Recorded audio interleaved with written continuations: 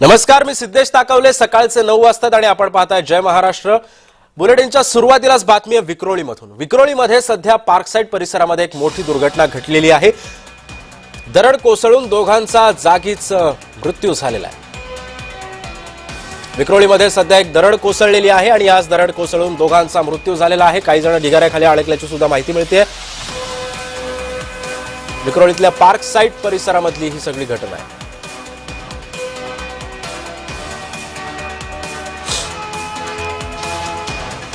या संदर्भामध्ये अधिक माहिती देण्यासाठी आमचे प्रतिनिधी महेंद्र जोईल सध्या आपल्या सोबत आहे. महेंद्र, सध्या तिथे बचाव कार्य काय पद्धतीने सुरू आहे आणि अजून किती जण त्या ढिगाऱ्याखाली अडकलेत?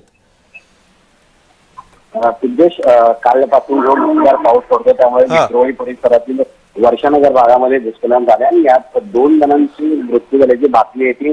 मुंबई महानगरपालिकेकडून देण्यात आली आहे.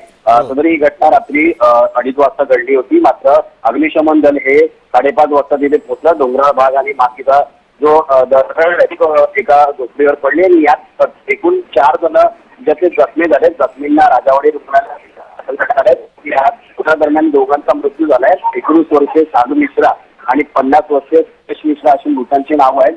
तर 45 वर्षीय आरती आणि 20 वर्षीय ऋतुराज यांना ट्रॉमा वॉर्ड मध्ये दाखल करण्यात आले. यांची सध्या प्रकृती स्थिर असल्याचं सांगितलेलं आहे. सध्याही पाऊस पडतोय, त्यामुळे जी तिथे मुंबई महानगर अग्निशमन दलाचं जे पथक आहे ते कार्य करत आहे. त्यामुळे तिथे दरड हटवण्यात आली आहे. सध्या तरी तिथली परिस्थिती या 2 जणांची मृत्यू आणि 2 जण आहेत जखमी आहेत. खरंय, पण महेंद्र, जर आपण बघितलं तर हा जो एरिया आहे हा खूपच असा दाटीवाटीचा परिसर आहे. यामध्ये सुद्धा दरड कोसळण्याचे चान्सेस महानगरपालिकेकडून वर्तवण्यात आले असतीलच. मग त्याआधी सुद्धा या लोकांनी सतर्कतेचा इशारा समजून दुसरीकडे तर लोक राहायला का नाही गेले अजून?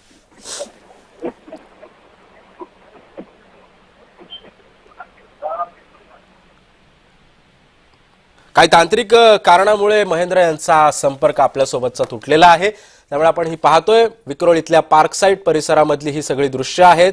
कशा पद्धतीनं दरड कोसळली, यामध्ये दोघांचा जागीच मृत्यू झालेला आहे. आणखी काही जण या ढिगाऱ्याखाली अडकल्याची माहिती मिळते. त्यामुळे आता सध्या प्रशासनाकडून हे बचाव कार्य सुरू आहे. आपण पाहतोय कशा पद्धतीनं ही 2 दृश्य आहेत. जेव्हा या घटनेची माहिती मिळाली तेव्हा लगेच तात्काळ अग्निशमन दलाचं एक पथक इथे